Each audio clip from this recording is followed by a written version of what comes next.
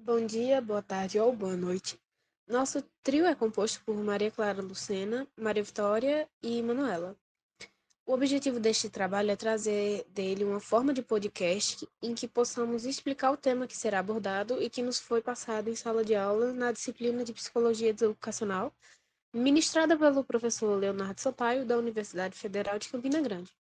Tratamos de desenvolver o conteúdo das teorias behavioristas sobre a aprendizagem, não indo muito a fundo no assunto, mas fazendo o possível para ter uma passagem clara de compreensão em que abordaremos o conceito geral dessa teoria, partindo dos pressupostos de condicionamento clássico, condicionamento operante, reforço e punição. E nossa base para o conteúdo é o capítulo 2 do livro Fundamentos Psicológicos do Ensino e da Aprendizagem, intitulado Abordagens Behavioristas sobre o Ensino e a Aprendizagem, escrito por Monteiro, 2012, além de artigos acadêmicos que foram consultados para esclarecer algumas questões pendentes. A abordagem behaviorista baseia-se nas exposições orais do professor, o qual tem a posição de transmitir as ideias, estas que servem de estímulo aos alunos. Na perspectiva behaviorista, o aluno é visto como um ser passivo de conhecimento, onde seu papel é apenas receber, no qual o professor obtém o papel principal em transmitir conhecimentos e informações para eles, sendo muito difícil ocorrer algum processo de interação ativa dos alunos no processo da aprendizagem. O papel que o professor tem sobrepõe ao papel dos alunos, o que limita-os apenas a acumular saberes, conhecimentos e ideias, mas não as aprender de fato. Como dito antes em aula também, acabam por não aprender a aprender. No fim das contas, tudo se torna reduzido à ideia do professor de inserir assuntos, sendo o verdadeiro direcionador do aprendizagem, enquanto que os alunos ficam limitados na participação da aula ou para compartilhar qualquer pensamento que condiga com o que está sendo apresentado para eles. O aluno fica numa posição não muito valorizada, passa a ser um mero reprodutor de informações e fica na situação de não desenvolver sua própria vontade, criatividade, ideias ou pensamentos. Tenham na mente que ele pode até mesmo se tornar uma espécie de robô. Essa analogia se dá porque seria um ambiente monótono e sem qualquer ação, onde não ocorre interação nem nada do tipo, porque o aluno torna-se extremamente dependente do professor e de suas ideias e não age por si próprio. Por conta disso, acaba que não há qualquer preocupação em desenvolver o pensamento crítico desses alunos, porque se acomoda ao fato de os alunos apenas receberem e não fazerem essa troca juntamente do professor, onde é ele quem vai controlar todo o processo da aula e designar recompensas ou punições. O assunto que será tratado agora vai deixar de lado bem momentaneamente quaisquer aspectos de reforço e punição e irá adentrar diretamente aos condicionamentos, este sendo o condicionamento clássico e o condicionamento operante.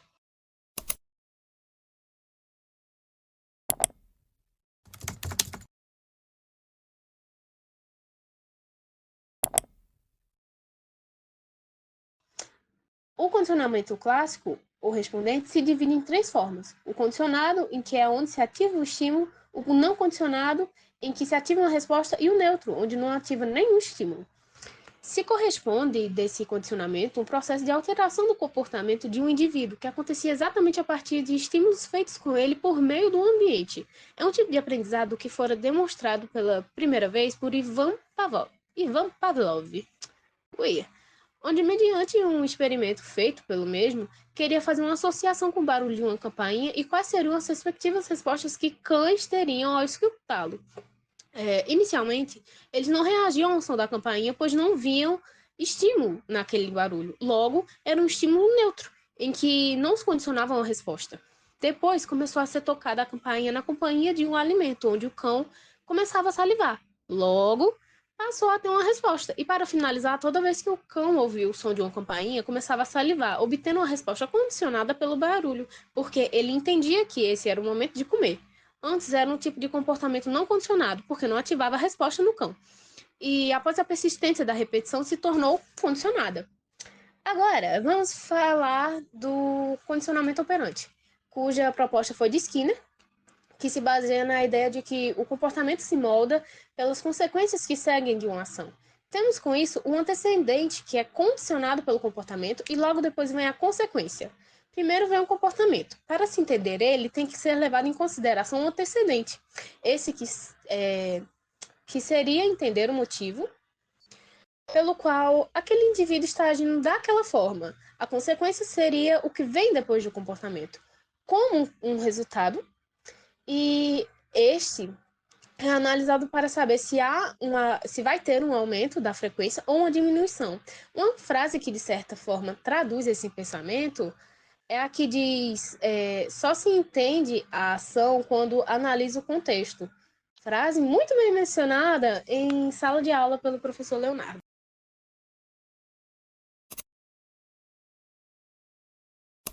Nos artigos lidos para a realização desse podcast, encontramos vários exemplos de reforços positivos. Um que nos chamou a atenção foi o caso de uma aluna brasileira do 8º ano que se mudou com os pais para Portugal. Ao chegar lá, a menina foi excluída da turma, o que criou um ambiente de ela e nós.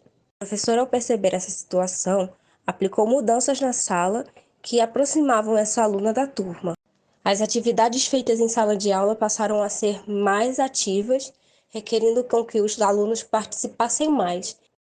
Toda vez que a aluna criava coragem para participar, a professora a elogiava, mostrando para os outros alunos da sala que a menina tinha qualidades e que ela estava se esforçando para fazer parte do turma. Nessa situação, o reforço positivo foi a atenção da professora, que ao prestar atenção na aluna, fez com que os outros alunos também notassem ela, o que a incluiu com mais facilidade na sala de aula.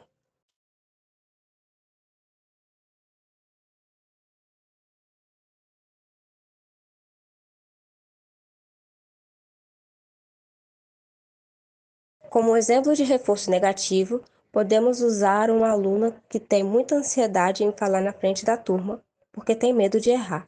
Toda vez que a professora vê que ela está nervosa, em vez de forçá-la a falar, ela ajusta a dinâmica da aula para que a aluna possa fazer a atividade de forma mais tranquila, como responder por escrito ou em pequenos grupos, removendo a pressão de falar para a turma inteira. A ausência dessa pressão ou ansiedade é o reforço negativo, porque a professora está tirando um estímulo desagradável, que nesse caso é o medo de falar em frente a todos, o que ajuda a aluna a se sentir mais à vontade para se engajar no processo da aprendizagem. Ambos os reforços ajudam a aluna a se envolver mais, seja por adicionar algo bom, elogios, ou por tirar algo ruim, ansiedade de falar em público.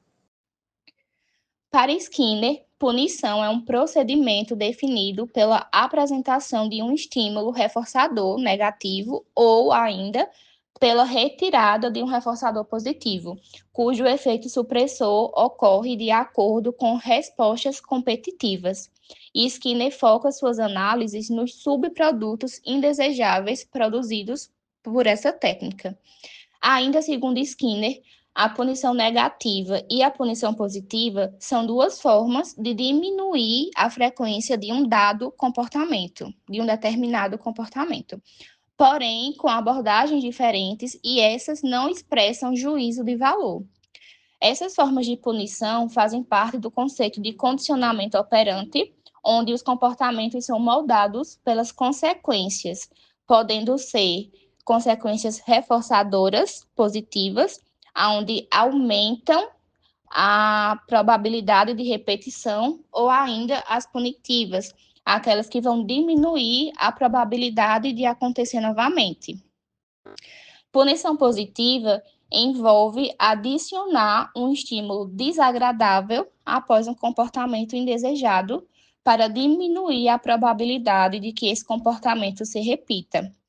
Exemplo, uma criança recebe uma bronca. No caso, a bronca seria um estímulo desagradável após desobedecer uma regra ou uma ordem. Na punição negativa, consiste em retirar algo agradável ou desejado para determinada pessoa após o comportamento inadequado, com o mesmo objetivo de diminuir a frequência de determinado comportamento. Por exemplo, tirar o videogame de uma criança após ela quebrar ou não seguir uma regra. Se uma resposta aumenta a frequência, então estamos falando de um reforço.